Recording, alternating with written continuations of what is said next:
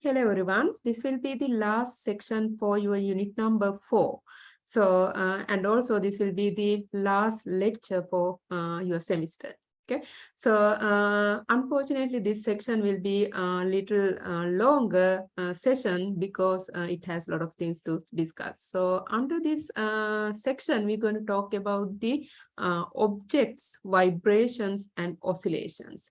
You know that the spring we talked about earlier when you drag the spring, that means you keep stretching it, and when I let it go, this spring do the back and forth motion. So those kind of motions we going to discuss in here. So those will be simple harmonic motions. So I'm going to talk about period, amplitude, velocity, and also energy, how it will change in these oscillations.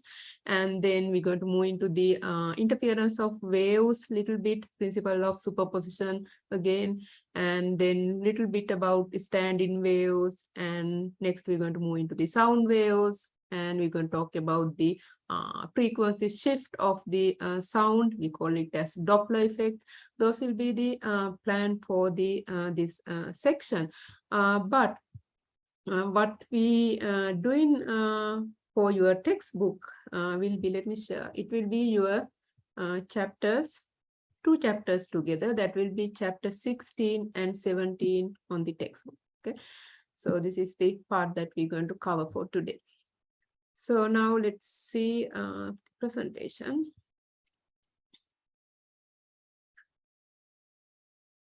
Okay, so we already experienced with this spring in your earlier, the Hooke's law when we discussed about, right? So now what will actually happen in when you have this spring, it will have a like natural length that we call it as the equilibrium position of this object. That is where the natural length of the spring. So now if I drag the spring and let it go, we know that this do the back and forth motion, right? So now because of this stretch and compress of the spring, it's going to store the energy on the spring, and also because of its traveling, it can have a velocity and it can have the acceleration.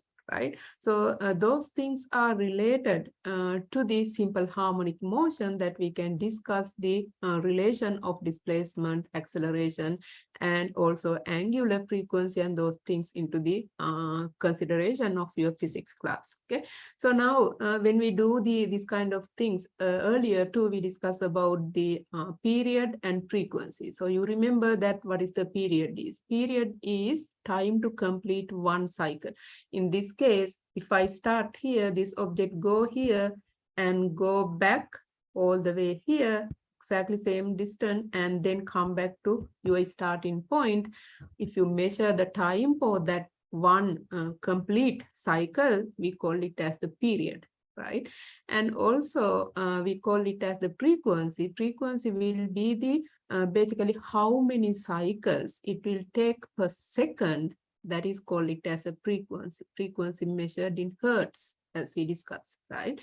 So now if this oscillation is periodic, so usually it is periodic, right? So then this periodic system that we can discuss about how the simple harmonic equation will work for this kind of problems, right? So now first thing we need to understand is how displacement, amplitude, cycle, period, frequency, we're going to define those things. We should know what they are.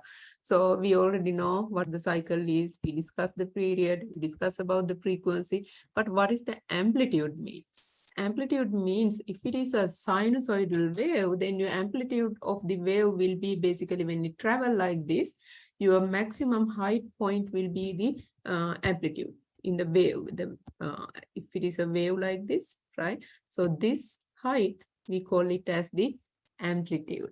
So that means basically amplitude will be in spring oscillation. Amplitude will be when it come to whole maximum stretch distance. That means that is the amplitude. Maximum stretch distance, we call it as the amplitude, right? But, and there is a word displacement. So displacement will be in between. So it can be amplitude or anywhere, instant time, what is the displacement from the equilibrium. Simple example, when the object is somewhere here, then we call it as this distance as displacement. When it is here, this distance will be the displacement, right? When it go this way, that will be the displacement from the equilibrium position. Any instant time interval, you can take the value of the distance, that is, we call it as the displacement, always from your equilibrium position. So we already know those things. In addition to that, by watching these things, you guys can think about what will happen to the velocity also, right? Because this is your completely compressed position that I have, negative a direction. So this time you have a velocity 0. That means I have a strength, compress it. So it's staying at rest at that point, right? So now if I let it go, let it go, this will try to go, then it has the velocity. At this point, it is maximum stretch, and then velocity will be again 0, and then velocity change the direction, go back again 0, maximum will be at the equilibrium position. So equilibrium position velocity will be max, and all the way to the corner velocity 0, all the way to the corner at the left will be also velocity 0. That's how velocity will change. By using velocity, definitely we can discuss about the kinetic energy, and also by using stretching displacement, we know we can discuss about the spring potential energy, right? So we have an idea about those things from our earlier sessions. Okay, so now simple harmonic motion. If it's doing the periodic motion of the object, that we can call it as the simple harmonic motion, right? So simple harmonic oscillators. This is spring oscillator. So now in simple harmonic oscillation, we already know what the Hooke's law is. Hooke's law is the force of this spring is equal spring constant times the displacement of the spring, right? So now this is actually connect into your simple harmonic motion that will explain your acceleration, because force equal mass time acceleration, right? So that will give you the simple harmonic motion about the acceleration. But we know that acceleration, displacement, velocity, those things will be the connection between each other, right? So now the simple harmonic motion, if it is doing periodic motion, we can call it as a sinusoidal function, right? Or cosine function. Both are periodic oscillation. So now simply we can write the displacement of that object with the time as this equation. Now I have x max cosine of omega t plus letter phi. So now xm is the maximum displacement. That means that is the amplitude. This one xm I have a definition here. Xm is the amplitude, right? Xt is the displacement at time t. Right now I have a cosine function. What is the omega is angular frequency. Remember angular frequency equal to pi times f, as we discussed, right? Angular frequency equal to pi and f, right? F is the your frequency, and angular frequency will be that. And then I have time definitely, and last letter I have here, we call it as the phase angle or phase shift. Okay. So now this will be the displacement equation for the simple harmonic motion. So now if you take a look, why it is simple harmonic motion, why it is cosine curve, definitely if you attach the pencil into the spring, it will go up and down. Then if you have a white paper on the back, that will make a plot that will show you a periodic plot that will be sinusoidal plot that we can use cosine or sine function, right? So now because of these features that we will be able to actually write all the parameters that we know, velocity and acceleration and displacement, by using these formulas. right? So now again, velocity will be change of rate of displacement, acceleration will be change of rate of velocity. We already discussed those things, right? But your connection will be this one because it actually getting from the calculus that you need to do the derivative of x will give the velocity and derivative of v give you the acceleration. That's why you see cosine function change into sine when the velocity come up, and when it go to the acceleration, it will be again cosine because the derivative of sine will be again cosine. So now by watching this last formula, you can see it in here, this part here, this part is actually xt in top. See here, xt. That means I will be able to write the acceleration as any given time will be equal to negative omega square and displacement at that given time. So this equation is, we call it as simple harmonic equation. Okay, any simple harmonic equation, this will be the acceleration formula that we can write. This is related to the force formula because force will be mass time acceleration, right? So now by getting those all the informations, we will be able to write a period of the spin oscillator, as this formula. Okay, period of the spin oscillator. So we can easily derive it, but nothing to worry right now for your class. So spin oscillator, you can write the period by using 2 pi. M is the mass of the object. And also there is a small correction to the spin. If you use the mass, like little higher mass of the spin, there is a correction, but we need not to worry about that if the spin is very light. And then K will be spin constant, right? Spin constant, and the mass that you're going to attach into the spin, that will give you the period of the oscillation for the spin pendulum. But if it is a simple pendulum, what is the simple pendulum mean? Simple pendulum means you don't have a spin, you're going to just hang a pendulum with the mass, and then you're going to drag it to the side, and then you're going to let it go. So it will do the oscillation. So that also can be derived, this equation. That will be give you the period of the simple pendulum like this. This is the Galileo Galilei experiment that discovered by changing the length, you will be able to change the period. And if you do the experiment in different environment, because the G can change from moon to earth to Jupiter, then you will have a different period. Other than that, the oscillation or the period is independent of which mass you're going to use, or it is independent of the amplitude that you're going to given to the oscillation. So none of them matters. Only matters is the square root of the length for the simple pendulum.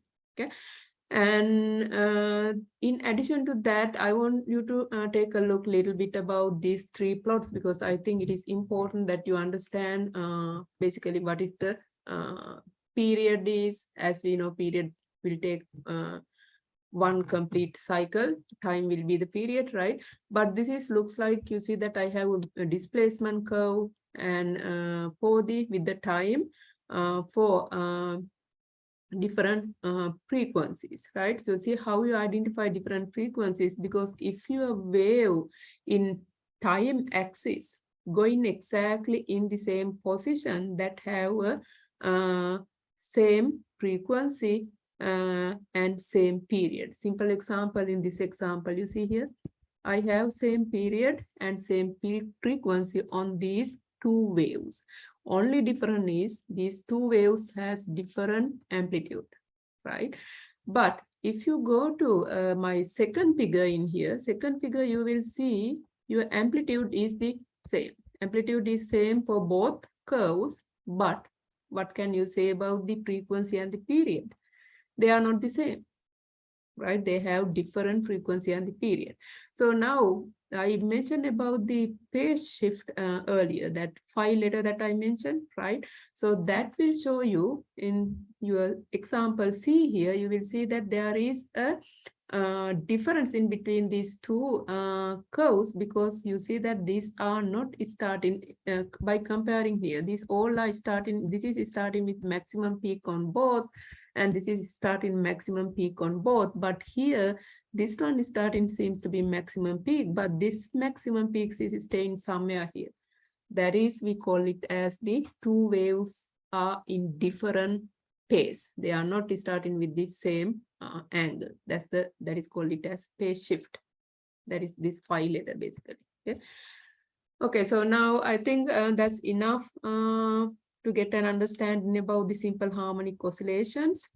And always in real life, our oscillations will be not simple, they will be damp harmonic oscillation. In that case, we need to consider some different coefficients that we need to take care to explain those things. Okay, so I will skip that one.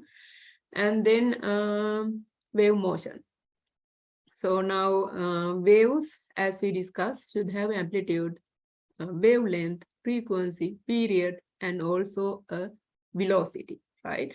So now this plot show you those things. So one is amplitude. Amplitude will be the basically maximum height of the wave, right?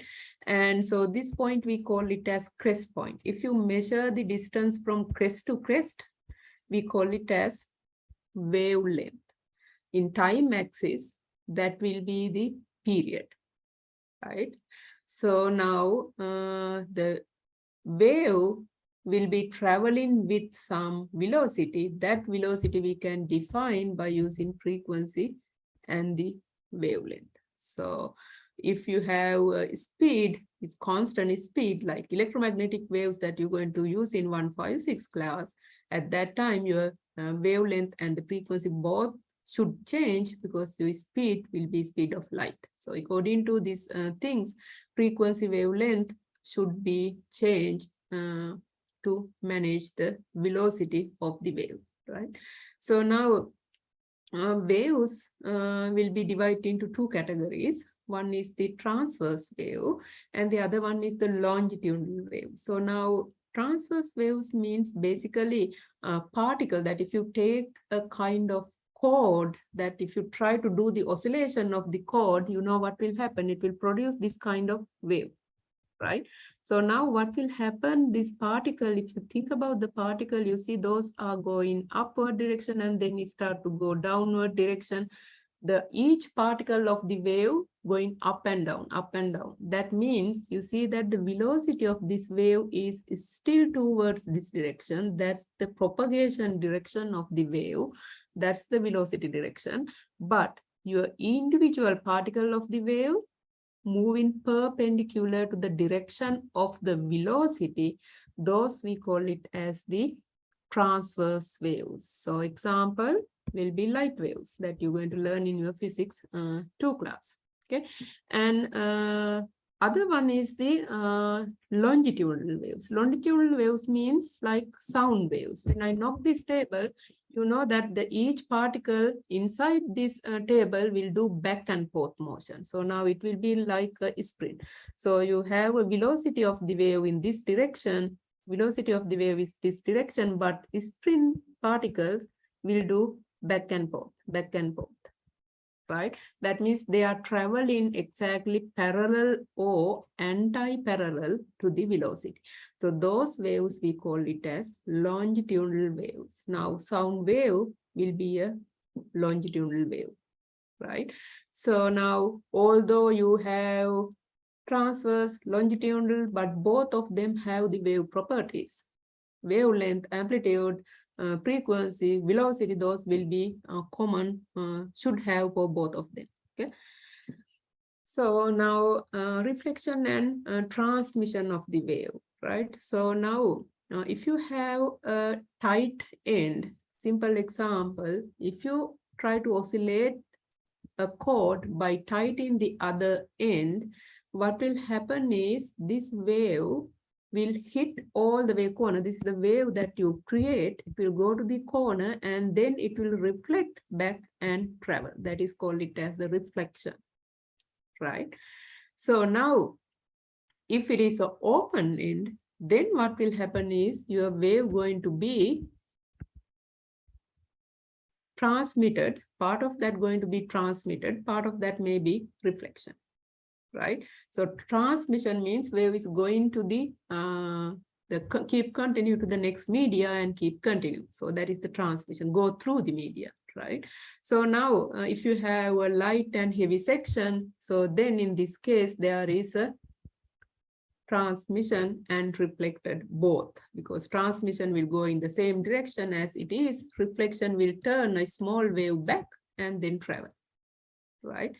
So now we know that the sound waves have those properties. They will hit the kind of boundary and reflect back, right? Simple example is if you drive on the hot day, so we'll say you drive through the some kind of bridge or something, that sound waves go hit on the bridge walls and come back to you again. So in hot days, you're going to hear more echo sound.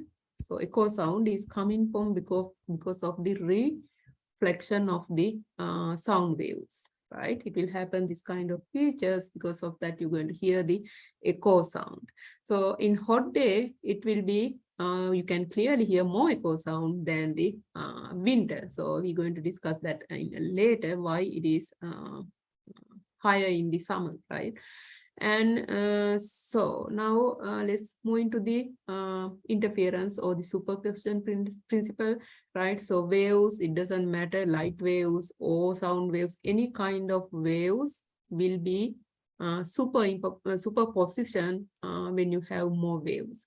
So this is, we call it as basically interference, right? So but interference is combination of couple of waves, but when they combine, they can create a constructive interference, and also they can create a destructive interference. Constructive interference means if you have one wave going like this, and if you have another wave going like this, exactly same on top of that, then constructive means basically you're going to add this size and this size together, and then you're going to create a new wave with the longer amplitude. So that is called it as constructive interference, right? But if you have two waves going opposite direction, that means you have first wave this way and your second wave will say going so I checked color but did not appear. So now if I have a second wave going we'll say not exactly same height, but I have a second wave something like that, right? Now you see I'm going to draw a line here, bad drawing. So we have this height and we have down height this. So now what will happen is these things up and down, your total will be decreased, and then that will create a subtraction of these two waves. If up one is bigger, then you're going to see a small peak in the your black or new wave. So that is, we call it as destructive interference. Okay. Okay, I already have it in here. So this is your constructive, this is totally destructive. That means both are exactly same, opposite direction. Sometimes they can have a partially destructive. They are not the same size. In that case, we will create the partially destructive interference. Okay, so now standing waves. Standing wave is the wave pattern that results when you have two waves which has same frequency, same wavelength, and same amplitude travel in opposite direction. They will interfere and create a standing wave. Okay, so standing wave is the wave pattern that results because of interference of two waves, but that two waves should be exactly same wavelength, same frequency, and same amplitude. Then we call it as standing waves. Okay, so similar to here. So I have one wave going this way and same frequency, same wavelength, and same amplitude will come back on opposite direction, so that we call it as standing waves. Okay. So now standing waves will create resonance. So that's the part that we're going to discuss next. And now you need to identify something in here. So this node is the combine two waves in single point, that is called it as the node. And you will see the loop here, that is called it as the anti-node. And this single loop, we call it as the loops, right? So now those things will be important for us to going forward. But velocity of the wave, as we know, it is wavelength times frequency already, right? So now what do you see from A, B, and C? What is the difference between this A, B, and C figures? Okay, so why they are different? So you will see in first case, it will create a single loop, and second case, it create two loops. Third case, it will create three loops. But what you are changing?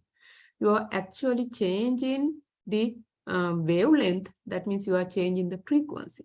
Wavelength and the frequency you are changing by changing number of loops. How do you know that? Because you see that here, if you start, this is the best place to start, because you start, you go half a loop, and this is will be your complete cycle. Complete cycle means that is the wavelength. That means if I know this length, the chord length that you use to do the oscillation, that will be equal to the wavelength at that incident, right? But now if you go back to here, you see that this is half of the wavelength, right? If you go back to the bottom one, it will create three loop, that will be 2/3 of the wavelength, right? So that information is important for us to find the frequency, because frequency will be velocity divided by wavelength.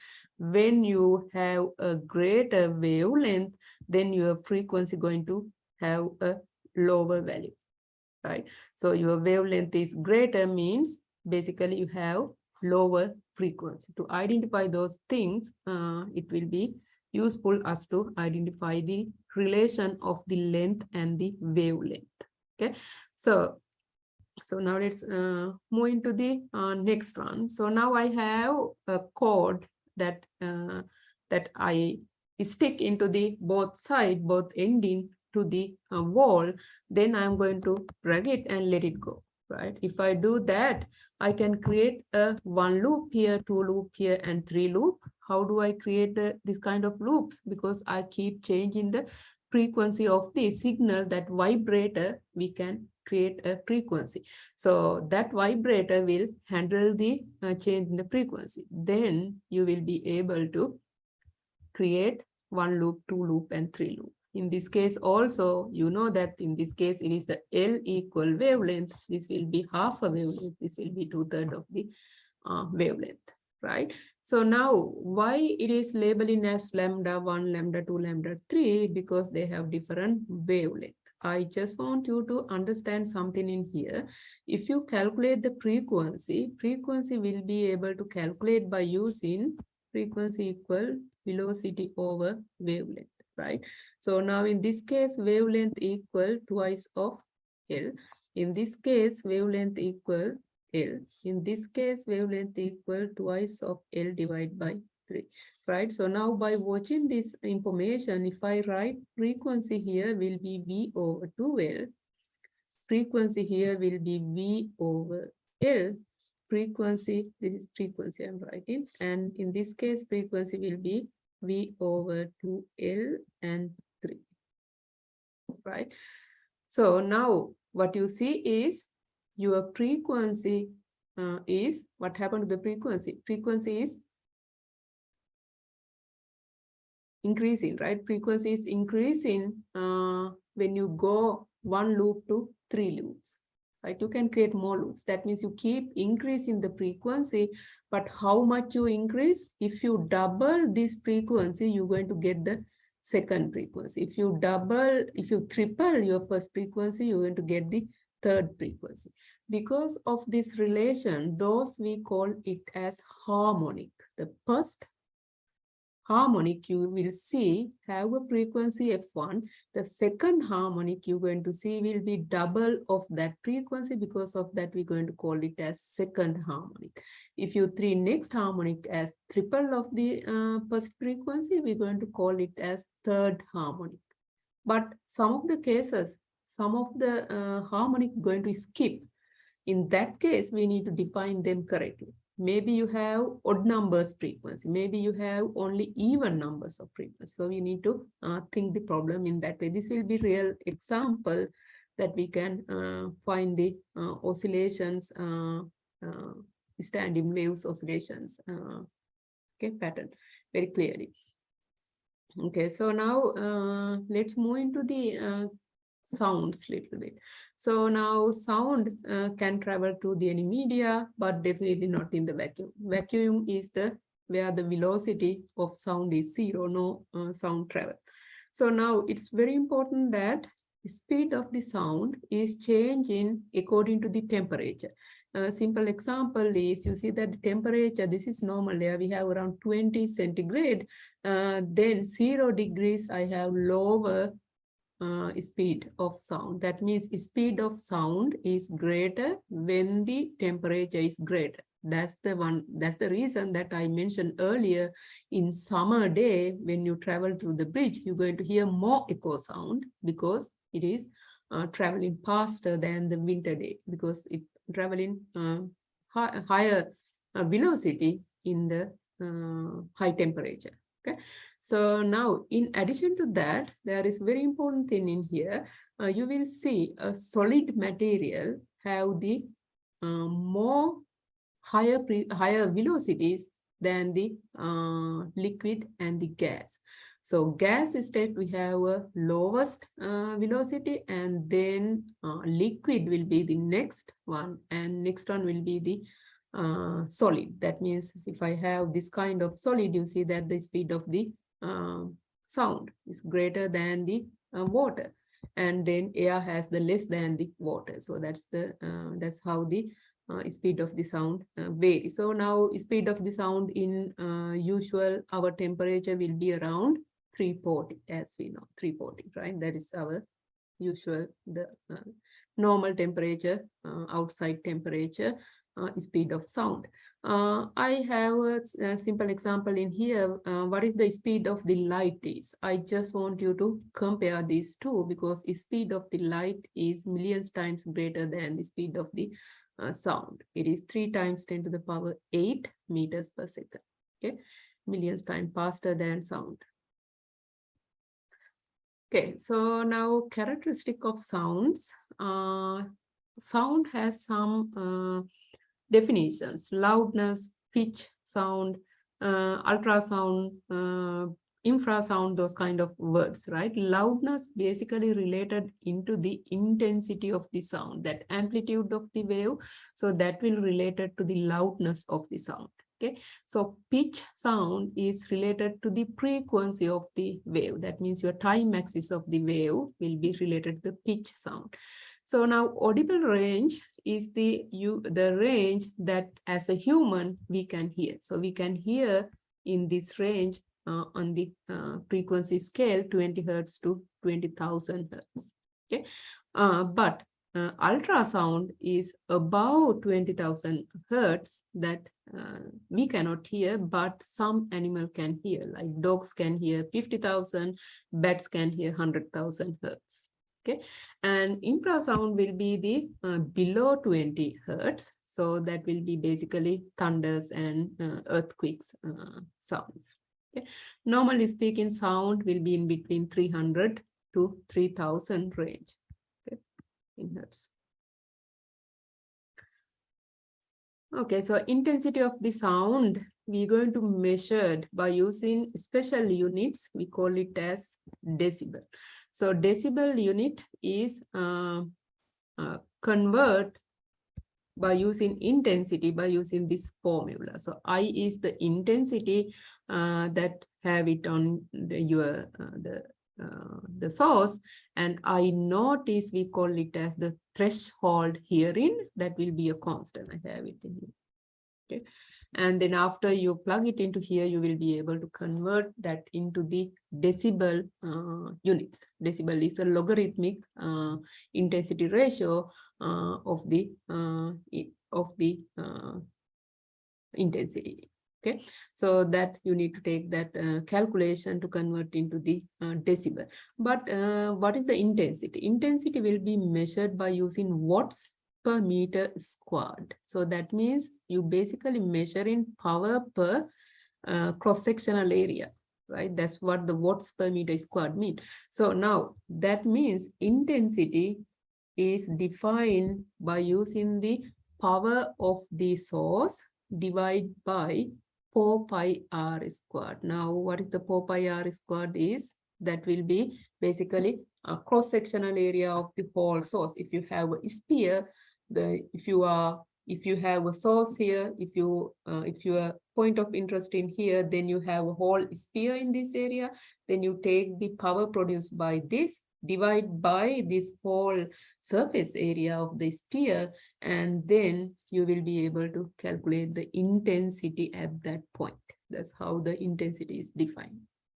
Okay, so important thing is intensity of sound we are measuring not by using watts per meter squared. We're going to use the decibel. That conversion you should be able to do it easily. Okay, and so now vibrating of the instruments, strings or air columns are related to what we are talking in this session, right? So by playing guitar or by playing violin, piano, whatever instrument that you are using, you basically change in the your finger position. That means you creating a harmonic that can make sounds, right? So now by changing finger position, you can change the length of the your wavelength of the you're playing. That means you are changing basically frequency, right? And also by changing the thickness of the wires, we can make the nicer sound. And also by using the different length wires, as a simple example, in piano you have octave, that different length wires that will be creating different harmonics that will create a nice sound. Okay, so wind instrument will do the same because of the wind hole, that you keep changing the hole of your wind instrument, that will make again harmonics to create the sounds we need. And so vibrating string and air columns, physics is here, how they create the harmonics. Okay, so now let's take a both end open tube. I have a both end open tube. That means your end of the tube here and here are open, right? So now how the sound travel through this one? So since this is open, your mouth of the wave, that means the antinode place should be at the corner of the your tube. That means this is the only possibility that can have at first harmonic, that you have a signal going here, and that signal will be open mouth to the other side, close and open to the other side, because both ends are opening on the tube, right? So that is, we call it as the fundamental harmonic or first harmonic. So now you can see in this case, your length of the tube, length is fixed. You are not able to change it, but you can change the frequency. So that means if I have a length here, this will be actually wavelength, half of the wavelength. Why do you say half of the wavelength? Let's draw a full wavelength, then you will be able to understand. This is your full length of the wavelength. What I have is only this part in this first diagram. See? Right? So if you complete your bottom one, you are going to see it. Right? So this is the part I have it in there. So that means that is basically half of the wavelength. That's why L equal half of the wavelength. Right? So now next harmonic will be created by opening both sides. Next harmonic should create an antinode in the middle. So now in this case, your wavelength will be exactly equal to the length. Why? It is crest to crest. So that will create a wavelength, right? And go to the next harmonic. Then you're going to 2/3 of the wavelength. So now, according to these values, as we did earlier example, you're going to get the frequency, velocity over 2L, frequency here V over L, that will be twice of the first frequency, and this will be this, and it will be 3 times of the first frequency. Because of that, we're going to say this is your first or fundamental harmonic, and this is your second harmonic, this is your third harmonic. Okay, that's how it will travel. It will not stop in third, it will keep traveling, keep increasing the frequencies. And so now what will happen if I have one close end? So now your left side is still the same, but right side you're going to close the end. So this is the experiment that you're going to do it in your sound wave experiment, right? So now when this end close, you know that means your wave should be hit at that point as a node. So this is the node now. This side is anti-node. That means I have open mouth on the left side, but closed mouth on the right side. That is your fundamental harmonic. So now if you do the your diagram again for the like this, and what you have is you have opening in and closing. That means you have only this part in here. What that means, it is 1/4 of the wavelength, right? 1/4 of the wavelength. That is the first harmonic that you're going to create in your one end closed tube. So now second one will be here. So second, this is the only possibility that you can have. This is the node and this is the anti-node, but I have one middle node, right?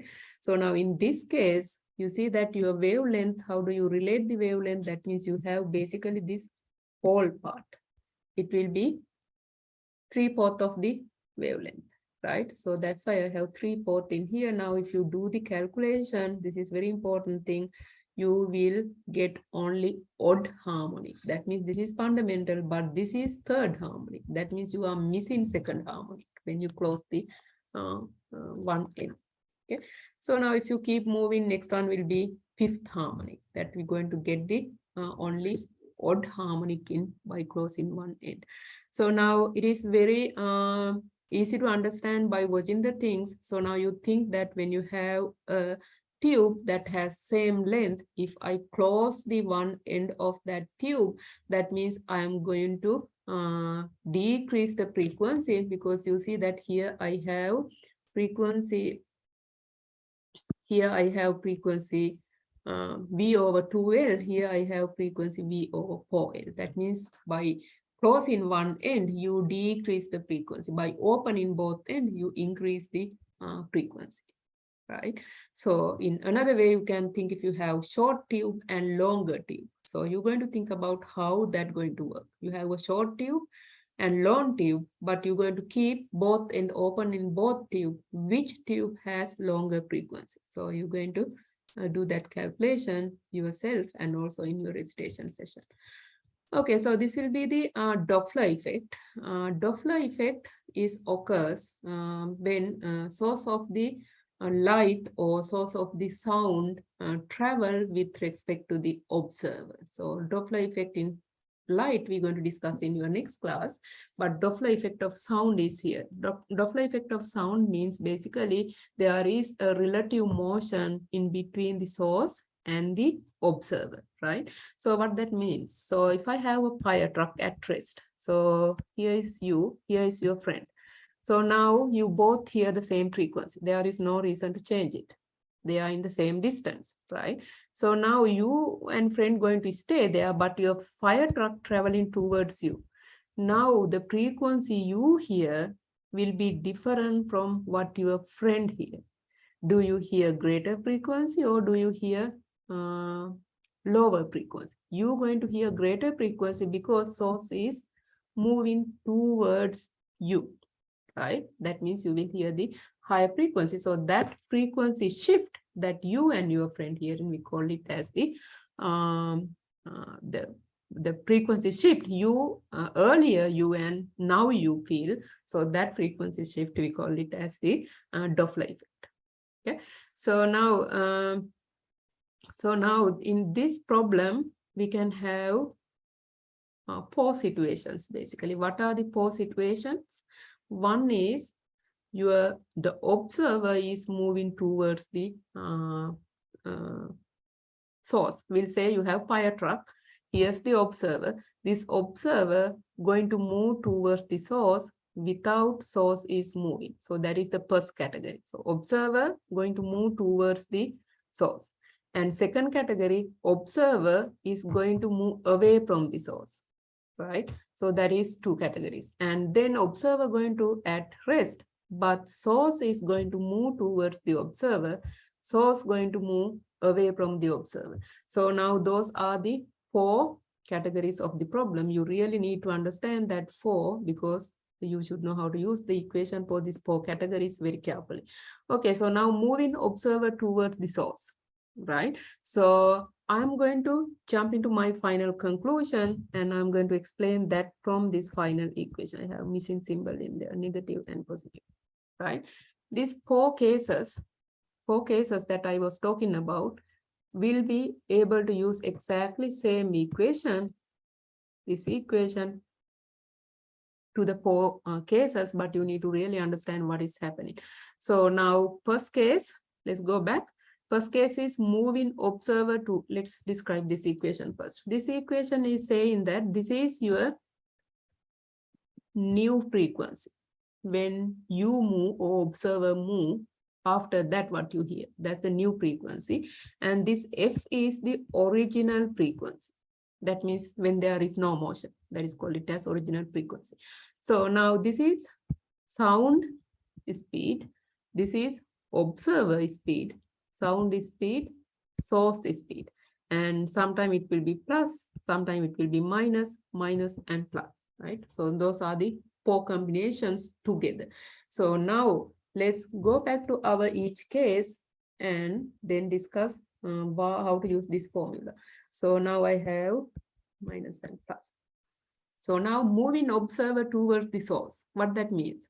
So you have source fixed, moving observer toward the source. That means you're going to hear more frequency than when you are at rest.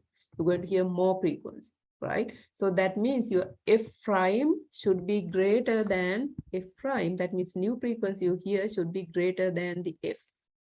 Okay. So now since you are the one who is moving, since the source is at rest, then you know that your velocity of the source is equal to 0, right?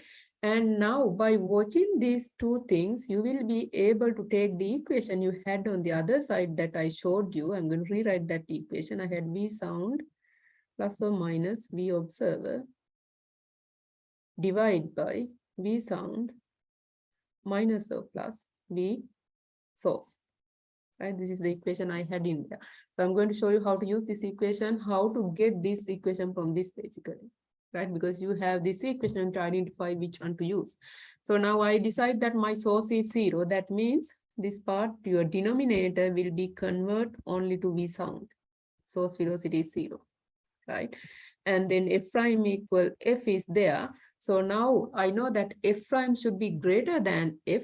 To have your F prime greater than F, numerator should be greater than the sound. Because of that, you have V sound plus sign with V observe. So that's why your formula is turned into the formula that I have it in yellow color, right? So source velocity 0, because of that denominator, source velocity going to be 0. Now, since F prime is greater than F, my numerator should be a plus sign. Okay, so I think everybody understand that. Okay, now let's move into the second one. So now you can think from your head, moving observer away from the source. Now you have source, is still your observer moving away. Now you're going to hear lower frequency. Definitely F prime is less than F. Now again, your source velocity is 0 because source is at rest. So now by watching the formula you have it in here, you can see you're going to convert that formula into here because your F prime is less than F. Now you need to use the negative sign on the numerator, but denominator is still you have only sound. Okay. So now you can think about when the source is moving towards observer. So we know that the source moving towards observer means frequency is higher than the original frequency, and also since observer at rest, observer velocity will be 0 in this case. And here, prime will be smaller than if still observer frequency is 0, then this equation will turn into this and this according to that. Okay. What that means, when you solve the Doppler effect problem, you need to identify which one is source, which one is observer, and which one is moving, and decide what to use, and then you will be fine with that. Okay. Okay, so that's it for this section, and also I wish you good luck for your whole studies and also for your future.